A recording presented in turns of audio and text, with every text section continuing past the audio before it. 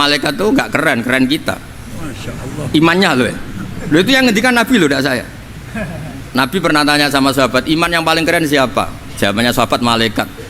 Ya ndak karuan malaikat iman. Dia yang tahu surga neraka, tahu segalanya, masa ada ndak imannya? Pasti iman lah katanya.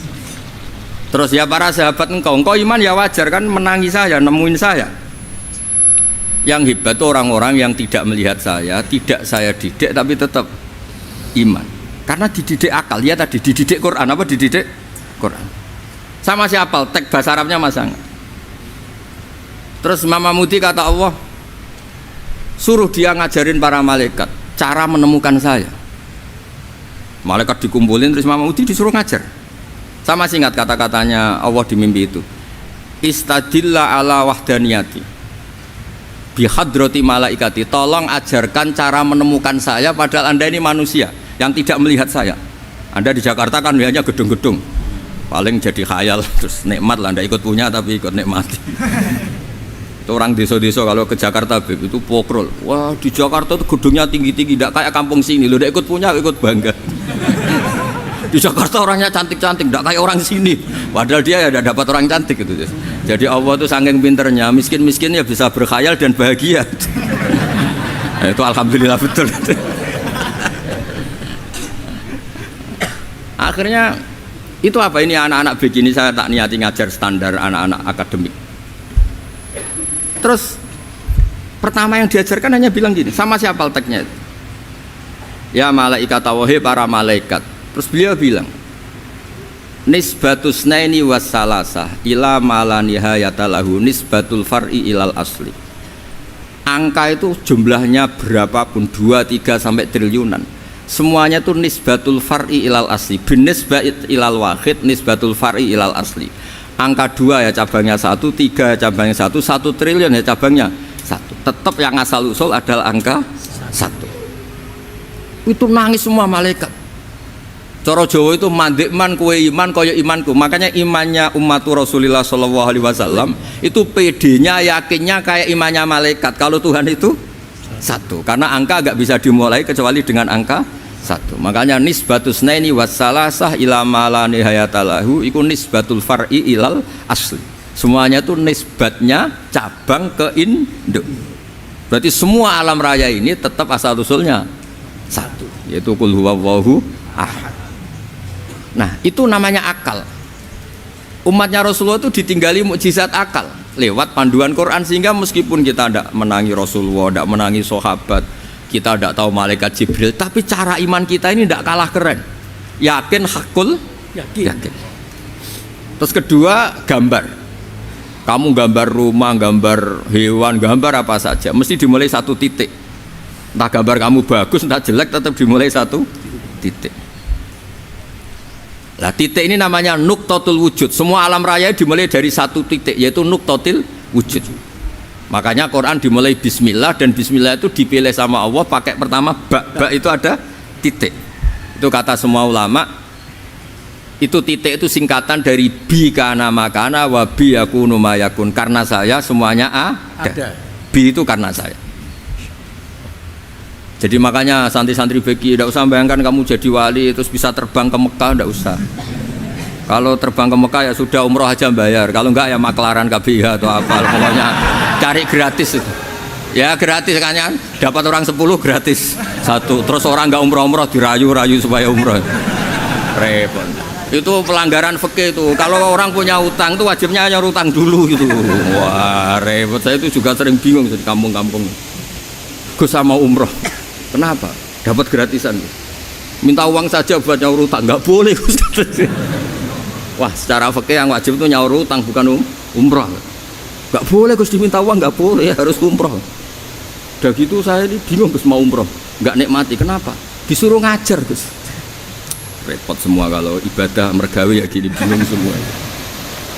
Ya saya mohon anak-anak BK semua yang seneng Quran itu harus seneng sampai kayak saya, sehingga tahu istidlal, mencari Tuhan dengan cara tauhid yang berbasis akal itu sedzohir imannya malaikat. Jika di klasmen iman itu manusia ulul ilmi, kita yang nekuni ilmu itu nomor 1 prakteknya. Karena nomor satu itu Allah karuan kan syahidah wa, Allah kan nggak tertandingi syahidah wa annahu la ilaha illallah. Terus wal malaikatu, malaikat kan karuan karena langsung menyaksikan surga. Dan ketiga apa? Wa ulul ilm. Berarti prakteknya kan nomor satu. Kalau kompetitornya semuanya manusia, ulul ilmi nomor berapa? Satu kan? Nah nomor tiga kan dari Allah, malaikat, ulul ilm. Berarti kalau kompetisinya antar manusia nomor berapa? Satu kan? Nah kenapa ulul ilmi di nomor tiga kan tapi dari Allah, malaikat, ulul. Kerennya kayak apa? Karena cara iman ulul ilmi itu nggak ada ragunya sama sekali. Kamu ragu nggak kalau dua itu cabang dari satu, asalnya satu? Nggak pernah kan ragu kan? Semua gambar seruat apapun dimulai dari satu titik, ragu nggak? Nggak kan? Nah imannya umatnya Nabi karena dipandu oleh Quran itu seyakin itu, sehakul yakin itu. Nah itu terus Jubair bin Mut'im jadi iman. Am khuliqu min ghairi syai'in am humul khaliq. Terus kata Allah lagi, kalau kamu tidak percaya saya yang bikin langit bumi ya gampang dong, kamu saja yang ngomong kalau kamu yang bikin. Paling orang sepakat kamu stres. Terus hanya ayat gitu, am khalaqus samawati wal ard. Kalau kamu tidak yakin Allah yang bikin ya silahkan Anda klaim saja kalau kamu yang bikin langit bumi. Bala yuqinun. Kamu juga gak mau kan dibilang stres. Nah ini terus saya teruskan ya. Makanya mukjizat terbesarnya Nabi adalah Al-Quran. Karena Al-Quran itu cerita tentang hukum-hukum akal, cerita tentang logika-logika peradaban. Misalnya logika peradaban, contoh paling gampang. Di Quran itu ada sekian ayat yang Allah cerita peradaban. Misalnya wa ahsinu innallaha yuhibbul muhsinin. Itu dikutip terus kemudian disimpulkan dalam peradaban. Kata Sayyidina Ali karramallahu wajhah ngendikannya gampang. Ahsin man syi'ta takun amira. Kamu berbuat baik saja sama seseorang, maka otomatis kamu akan jadi pemimpinnya. Ada orang nggak tamat SD, nggak tamat papa, gobloknya minta ampun. Tapi karena gaji seorang pakar, oh kamu tak gaji 1 bulan 1 miliar, perusahaan saya jadikan besar. Itu dikongkan ngalor ngidul ya nurut. Hanya karena dia ihsan. Terus wastaghni amman syi'ta takun nadhira. Saya ulang lagi. Wastaghni amman syi'ta takun nadhira. Dan kamu jangan butuh orang lain, siapapun dia, maka kamu akan setara. Misalnya ada menteri orang antri mau salim, tapi kamu tidak butuh kan tenang saja. Tapi kalau kamu butuh, habis kamu. Ya kan? Kamu tidak butuh seseorang, maka kamu posisinya akan setara. Kamu harus sopan karena punya utang jasa. Kalau nggak punya apa-apa kan setara. Ya enggak? Misalnya kamu jajar rektor atau jajar menteri, jajar apa saja. Kalau kamu tidak punya utang kan, kamu jajar menteri tidak punya utang. Sama jajar satpam tapi punya utang, takut mana?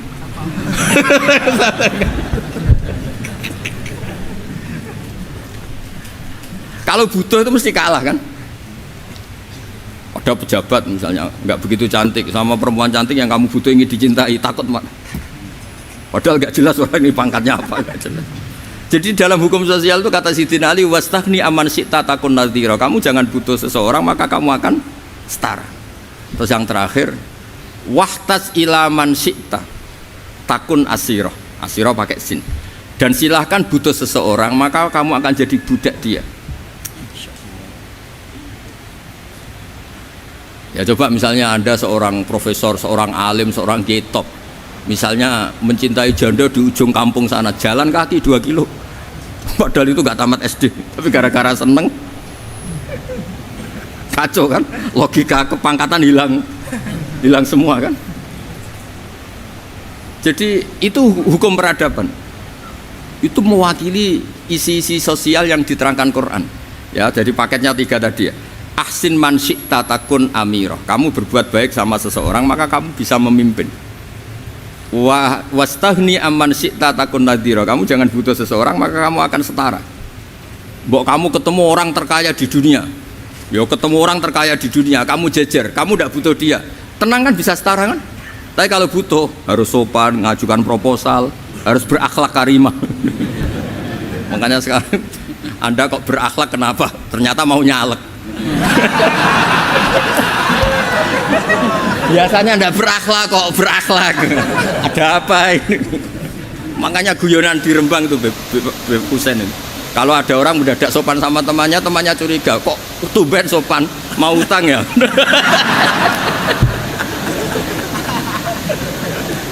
Zaman akhir itu kacau.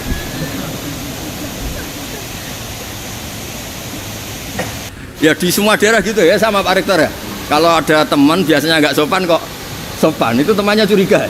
Ini Pak Rektor UI ikut kasih. Kok tumben sopan, ada apa ya? Karena di mana-mana orang butuh itu pasti beretika. Kamu punya teman paling berdua, kalau mau utang berakhlak gak?